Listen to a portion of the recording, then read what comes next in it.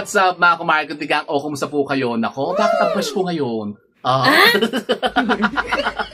Pues, batid niyo po ba mga kumare kuntigang na isa pang napaka-inama talagang napaka-powerful po na pampaswerte na pwede po nating gawing panghanda pang salubong sa bagong taon. Ito po, isang napakatanda pong ritualan na ginagawa ng ating matatandang mga inuno na natutunan pa po natin sa ating mga kapatid na mga Chinoy sa pagsalubong po ng bagong taon, ang pagpapagulong ng mga kiat-kiat.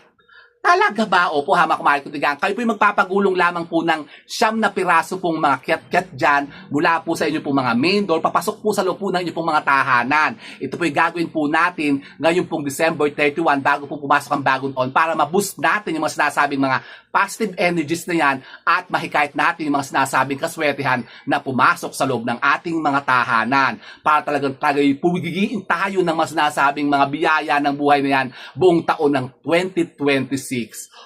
Di ba ga? Gusto nyo yun?